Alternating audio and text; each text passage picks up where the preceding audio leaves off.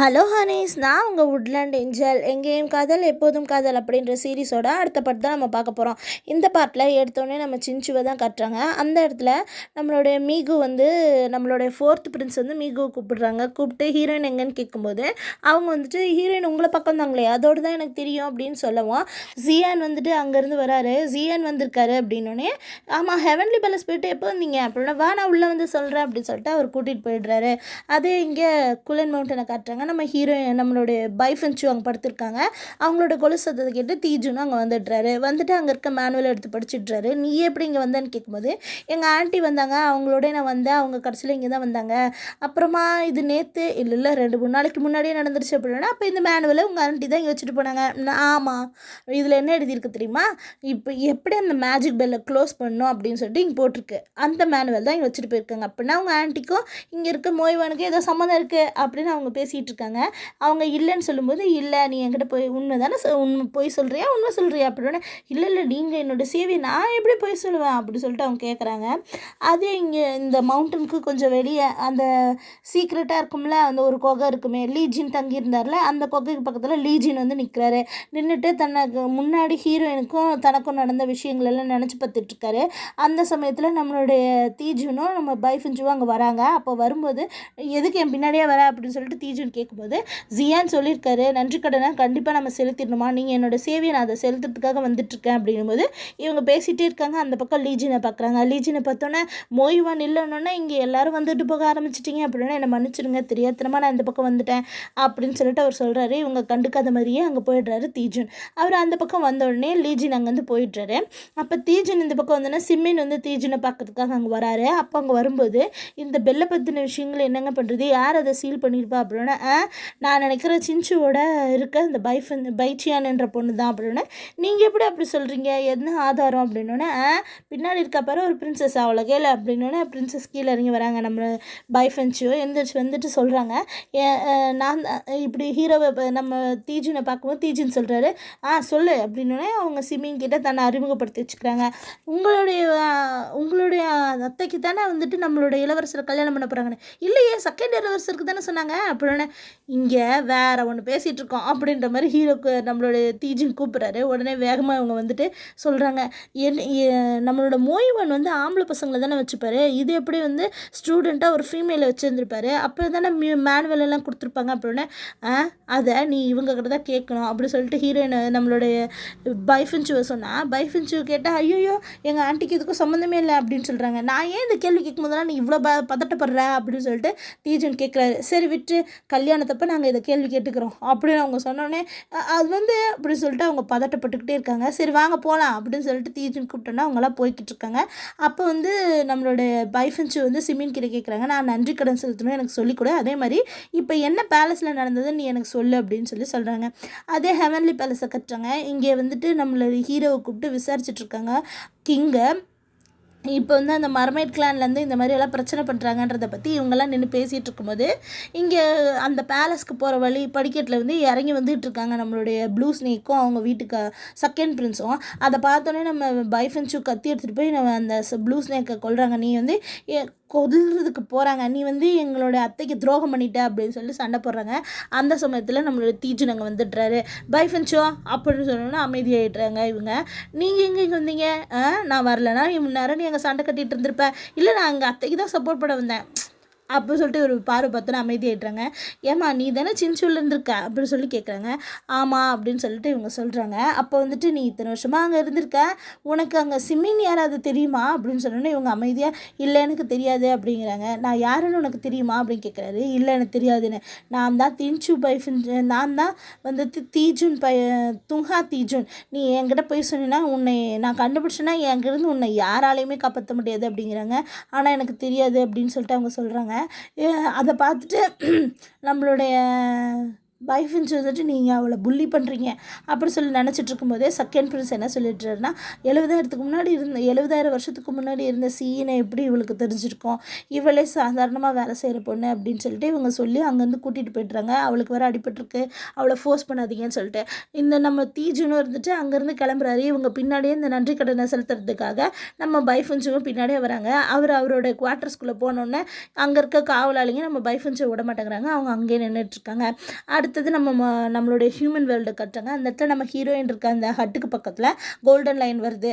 மனுஷன் இருக்கா, நம்ம போய் சாப்பிடலாம் சொல்லிட்டு வந்து பார்த்தா அவங்க கையில் இந்த ஜேட் பியூரிஃபை ஃபேன் இருக்குது. அதை பார்த்தோன்னே அவங்களுக்கு வந்து 70,000 வருஷத்துக்கு முன்னாடி நடந்த ஞாபகம் வருது. இந்த ஃபேன் எப்படி வந்துட்டு இந்த மோட்டல்கிட்ட கிடச்சிது மனுஷன்கிட்ட அப்படின்னு சொல்லிட்டு நினச்சிட்டு வந்துக்கிட்டே இருக்க முடியாது. நம்ம ஹீரோ வந்து அவங்கக்கிட்ட ஃபைட் பண்ண வராங்க.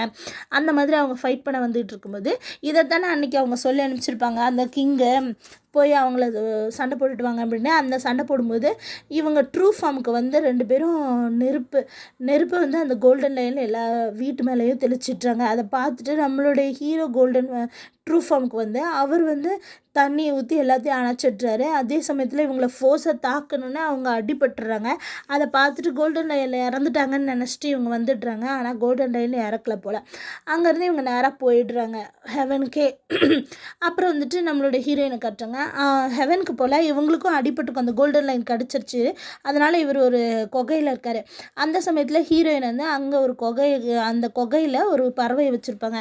அங்கே பூனை இருக்குது, அதனால் நீங்கள் இங்கே இரு அப்படின்னு சொல்லிட்டு அதுக்கு ஃபுட்டு கொடுக்கறதுக்காக வந்திருப்பாங்க. அந்த சமயத்தில் தான் ஹீரோவை பார்த்துருப்பாங்க. ஹீரோவை பார்த்தோன்னா அவங்க வந்து குட்டி ஸ்னேக் மாதிரி இருப்பார். அதனால் அது தூக்கிட்டு வந்துடுவாங்க. இவங்க தூக்கிட்டு வந்துட்டு ஸ்னேக்குங்கெல்லாம் வந்து ரொம்ப நல்லதுன்னு நான் கேள்விப்பட்டிருக்கேன், அதுவும் ரொம்ப அறிவாளிங்கன்னு கேள்விப்பட்டிருக்கேன்.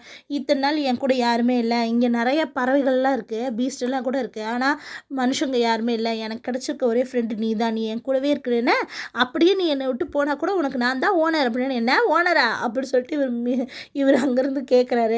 அதே இங்கே வந்துட்டு நம்ம சூஜின் வந்திருக்காங்க. சூஜின் வந்து நம்மளோட ஹீரோவை பார்க்கறதுக்கு வரும்போது அங்கே இருக்க அசிஸ்டன்ட் சொல்கிறாங்க அவங்க வந்து ஹியூமன் வேர்ல்டுக்கு போயிருக்காங்க லயன் கூட சண்டை போட அப்படின்ட்டு.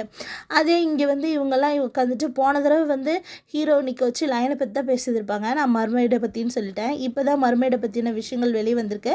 அவங்க வந்து இவங்க வந்து அரகண்ட்டாக நடந்துக்கிறாங்க, எல்லோரும் எதிர்த்து போராடுறாங்கன்னு சொல்லிட்டு அதை பற்றி இவங்க பேசலாம், அவங்க மேலே போர் புரியலான்னு பேசிகிட்டு இருக்கும்போது சூஜின் அங்கே இருக்கிறத பார்த்துட்டு அந்த கிங் என்ன பண்ணுறாருன்னா, நீ இங்கேருந்து போயிடு அப்படின்னு சொல்கிறாரு. ஏன் என்னை அனுப்புறீங்க, என் மேலே நம்பிக்கை இல்லையா அப்படின்னு. நாங்களே வாரை பற்றி பேசிகிட்ருக்கோம், உனக்கு என்ன அதை பற்றி தெரியணும் போது நீங்கள் என்னை கல்யாணம் பண்ணிக்கோங்க, அப்போ தான் என் கிளானில் இருக்கவங்களும் உங்களுக்கு சப்போர்ட் பண்ணுவாங்க அப்படின்னு சொல்லும்போது இவர் வந்துட்டு யோசிச்சுட்ருக்காரு. அதே வந்துட்டு கிங் வந்து யோசிச்சுட்ருக்காரு. அதே சமயத்தில் நம்ம ஹியூமன் வேர்ல்டு கட்டுறோங்க. அந்த இடத்துல வந்துட்டு நம்ம ஹீரோயின் வந்து ஒரு பச்சை இலைகள்லாம் அரைச்சி மருந்து கொண்டு வந்து நம்ம ஹீரோவுக்கு போட்டுட்ருக்காங்க. அப்போ வந்து சாப்பாடு கொடுக்க வராங்க. ஆனால் ஹீரோ வந்து சாப்பிட மாட்டேன்றாரு, ஏன்னா அது ஒரு ரா மீட்டு. இவர் வந்துட்டு என்ன சொல்லுவார்னா, ஹீரோயின் என்ன சொல்லுவாங்கன்னா, சேக்குகள்லாம் ரா மீட் தான் சாப்பிடும், அதனால் நீ இதை சாப்பிடுன்னு சொல்லி ஊட்டி விட்றாங்க. ஆனால் ஹீரோ சாப்பிட மாட்டேன்றாரு. தயவு செஞ்சு கொஞ்சம் வேக வச்சு கொடுக்குறியா அப்படி சொல்லிட்டு. ஆனால் இவங்க என்ன பண்ணுறாங்கன்னா, நீ சாப்பிட்லன்னா எனக்கு ஒரே வருத்தமாக இருக்கும் அப்படின்னு சொல்லிட்டு டக்குன்னு ஹீரோவுக்கு ஒரு கிஸ்ஸை போட்டுட்டுறாங்க. அதை பார்த்தோன்னே அடங்கப்போ என்ன நீ எனக்கு கிஸ்ஸெல்லாம் பண்ணுற அப்படின்னு சொல்லிட்டு அவர் திட்டுறாரு. அப்போ வந்துட்டு இன்னொரு நான் வந்து திரும்ப ஊட்டுவேன்னா நீ சாப்பிட்லன்னா இன்னொரு கிஸ் தருவேன் அப்படின்னு. ஐயோ நான் சாப்பிட்டுடுறேன் அப்படின்னு சொல்லிட்டு அந்த ஸ்னேக்கே வந்துட்டு அந்த ரா மீட்டை சாப்பிட்டுடுறாரு நம்ம ஹீரோ. அப்போ அதை பார்த்த உடனே அவங்க ரொம்ப சந்தோஷப்படுறாங்க. ஸ்னேக் எப்போவுமே அதுக்கு பிடிச்ச ஃபுட்டை மட்டும் தான் சாப்பிடுவோம், ரொம்ப சூப்பரான ஸ்னேக்கு, நீ ரொம்ப அறிவாளி, உன்னோட ஹார்ன் கூட அழகாக இருக்குன்னு சொல்லிட்டு இருக்காங்க. அப்போ வந்துட்டு சரி வா நம்ம 2 பேரும் போய் சந்தைக்கு போய் பொருளெல்லாம் வாங்கிட்டு வரலான்னு. ஏன் மழை வர மாதிரி இருக்குது கிளம்புறாங்கிற அப்படின்னோடனே அவங்க தலையை உள்ளே வச்சு இவங்க போர்வையை போற்றி விட்டுறாங்க. சரி வா போகலாம் அப்படின்னு சொல்லிட்டு அவங்க போய்கிட்டு இருக்கும்போது ஐயோ இங்கே வேறு மழை வர மாதிரி இருக்கே அப்படின்னு சொல்லிட்டு நம்ம ஹீரோ யோசிச்சுட்டு நேராக ஹியூமன் ஃபார்முக்கு வந்து மேலே மழை கொடுக்கறதுக்காக இருக்க அந்த கார்டுக்கிட்ட போய் இன்றைக்கி நீங்கள் மழை கொடுக்காதீங்கன்னு சொல்லிட்டு போயிட்டுறாரு. அப்புறம் ஹீரோயினும் இருந்துட்டு ஓ மழை போயிடுச்சு சரி வா நம்ம போகலாம் அப்படி சொல்லிட்டு அவங்கள திறந்து பார்க்குறாங்க. அப்போ ஹீரோ வந்து இப்போ தான் அவர் வந்து ஹெவன்லி பேலஸ்க்கு போயிட்டார்ல, அந்த ஸ்னேக் வந்து தூங்கிட்டு இருக்கு. என்ன தூங்க போயிட்டேன் குளிர்காலத்தில், உனக்கு என்ன தூக்கம், நீ என்ன தூங்கிட்டே இருக்க, நீ உண்மையாக பாம்பு தானா அப்படின்னு சொல்லி கேட்டுகிட்டே போய்கிட்டு இருக்காங்க. அதே இங்கே ஹெவன்லி பேலஸில் நான் இந்த மாதிரி அவங்கள ஜெயிச்சிட்டேன், அந்த லயனை கொண்டுட்டேன், ஆனால் எனக்கு லைட்டாக அடிபட்டுருச்சு அப்படின்னு சொல்கிறாரு. சரி நீ போய் பாரு, என்ன இருந்தாலும் அது ஹெல்ப் ஃபயரு, உனக்கு வலிக்கும் இன்ஃபெக்ஷன் ஆகிடக்கூடாது அப்படின்னு சொல்கிறாங்க. உடனே இவரும் சரின்னு சொல்லிட்டு அங்கேருந்து போயிட்டுறாரு. அதே நம்ம ஹீரோயினை காட்டுறாங்க. நம்ம கோஸ்ட் லார்டோட பிரின்சஸை கட்டுறாங்க. அவங்க அங்கே வராங்க. இந்த மாதிரி லயனும் ட்ராகனும் சண்டை போட்டுச்சுன்னொடனே இவங்களுக்கு நம்ம லயன் தான் தெரிஞ்சிருது. அதனால் இன்னும் கொஞ்ச நாள் இங்கேருந்து நம்ம கண்டுபிடிக்கலாம்னு நினச்சிருப்பாங்க. ஏன்னா இவங்க அண்ணனையும் லயனையும் இவங்க தேடிக்கிட்டு இருக்காங்க. அதே நம்மளுடைய ஹீரோயின் அந்த பக்கம் வராங்க. வந்துட்டு அங்கே வந்து வேடிக்கை பார்த்துட்டு இருக்கும்போது அங்கே ஒரு கெட்ட பூசாரி இருப்பான். அவன் என்ன பண்ணுவான்னா இவங்கக்கிட்ட அந்த சும்மா பொய்யா இருக்கிறதெல்லாம் விற்கலான்னு பார்ப்பான். ஆனால் இவங்க வேணான்னு சொல்லிட்டு போகும்போது அவங்க கையில் அந்த விசிறியை பார்த்தோன்னே இவங்கள்ட்ட நம்ம அந்த விசிறியை பிடிங்கி ஆகணும்னு சொல்லிட்டு பொய் சொல்லிட்டு அவங்க பின்னாடியே வந்திருப்பான். வந்துட்டு அங்கே ஒரு டீ கடை இருக்கும், இது என்னோடதுன்னு சொல்லிட்டு அங்கே இருக்கவங்ககிட்ட எல்லாம் பொய் சொல்லுவான். அதெல்லாம் அவங்கெல்லாம் நம்பிடுவாங்க. ஏன்னா நம்ம ஹீரோயின் வந்துட்டு இங்கே இல்லை, புதுசாக வந்துருக்காங்களே, அதனால் இவன் வந்துட்டு இது குள்ளன்லேருந்து வந்தது. இந்த ஜேட் பியூரிஃபை ஃபேன் வந்துட்டு குள்ளனில் இருந்தது. இது ஏன்ட்ட தானே இருந்திருக்கணும், நான் தானே வந்து பூசாரி, இவங்க வந்து பொய் சொல்கிறாங்க அப்படின்னா நம்ம ஹீரோயின் வந்துட்டு இல்லை அது என்கிட்ட தான் இருந்தது அப்படின்னு சொல்லிட்டு இருக்காங்க. இதெல்லாம் அந்த பிரின்சஸ் பார்த்துட்டு இது வந்து சியனோடது, இவங்களும் பார்க்குறதுக்கு சியன் மாதிரி இருக்காங்க ஆனால் பொண்ணாக இருக்காங்களேன்ட்டு யோசிச்சுட்டே வந்து அந்த கெட்டவங்கிட்ட இருந்து அந்த விசிறியை வாங்குறாங்க. ஆனால் அது நேராக ஹீரோயின் கிட்டேயே போயிடுது. இதுக்கிட்ட இன்னொரு பவர் இருக்கு உனக்கு தெரியுமா அப்படின்னு சொல்லிட்டு மின்னல் வரட்டும் அப்படின்னு சொல்லிட்டு அவங்க கையை தூக்கி சொல்லவும் கரெக்டாக மின்னல் வந்துடுது. இதை பார்த்தோன்னே அங்கே இருக்கவங்க எல்லாரும் இது இவங்களுக்கு தான் அப்படின்னு சொல்லிட்டு ஒத்துக்கிறாங்க. ஆனால் அந்த கெட்டவன் வந்துட்டு நீங்கள் எல்லாம் என்னை புள்ளி பண்ணுறீங்க அப்படின்னு சொல்லிட்டு அங்கே வந்து ஓடிடுறாரு. அப்போ வந்துட்டு நம்ம ஹீரோயின் வந்து பிரின்சஸை பார்த்து நீங்கள் எனக்கு சப்போர்ட் பண்ணிக்கிங்க, ரொம்ப தேங்க்ஸ், அவன் என்னை புள்ளி பண்ண பார்த்தான் அப்படின்னா நீங்கள் வந்து எனக்கு தெரிஞ்ச ஒரு ஃப்ரெண்டு மாதிரி இருக்கீங்க, இது ரொம்ப பவர்ஃபுல்லான ஒரு வெப்பனு, நீங்கள் இதை பத்திரமா வச்சுக்கோங்க, கெட்டவங்க கிட்ட இது போகக்கூடாது அப்படின்றாங்க. அப்படி சொல்லிட்டு நம்ம பிரின்சஸ் வெளியே வரும்போது நம்ம கோல்டன் லயன் வந்து பிரின்சஸ்கிட்ட பேசலாம்னு நினச்சிட்டு எந்திரிக்கிறாங்க. அந்த சமயத்தில் இந்த விசிறியை பார்த்தோன்னா அவர் அமைதியாக உட்காந்துக்கிறாரு. இந்த நம்ம ஹீரோயின் வந்து அதை கொண்டு வந்து இவங்ககிட்டே கொடுக்குறாங்க. இது ரொம்ப பவர்ஃபுல்லுன்னு சொல்கிறீங்க, இந்தாங்க இதை நீங்களே வச்சுக்கோங்க. என்னென்னா இது உங்களுக்கு தேவையில்லையான்னு, நானே அடுப்பெருக்கி தாங்க யூஸ் பண்ணுறேன். அப்போ அவன் கேட்கும்போது கொடுக்கல, அவன் என்கிட்ட ஃபோர்ஸாக வாங்க பார்த்தாங்க, அதனால தான் நான் கொடுக்கல அப்படிங்கிறாரு. கொடுக்கல, இதை நீங்களே வச்சுக்கோங்கன்னு சொல்லிட்டு இந்த பிரின்சஸ்ட்டை கொடுத்துட்டு நைட்டு வீட்டுக்கு வந்துடுறாங்க. அந்த ஸ்னேக் தூங்கிட்டே இருக்குது. என்ன தூங்கிட்டே திரும்ப எந்திரிக்க மாட்டியா அப்படின்னு சொல்லிட்டு அவங்ககிட்ட பேசிட்டு அந்த ஒரு மாதிரி கையை வந்து ஃபஸ்ட்டு வரல அப்படி பிடிச்சிக்கிட்டு அப்படியே சும்மா தட்டிகிட்டே இருப்பாங்க. இது அவங்களோட மேனரிசம், இதை வந்து ஞாபகம் வச்சுக்கோங்க. அப்போ வந்து இதை பண்ணிகிட்டே பேசிகிட்டு இருக்கும்போது அப்புறம் கடைசியில் அவங்க தூங்கிடுறாங்க, ஸ்னேக்கை கட்டி பிடிச்சிட்டே.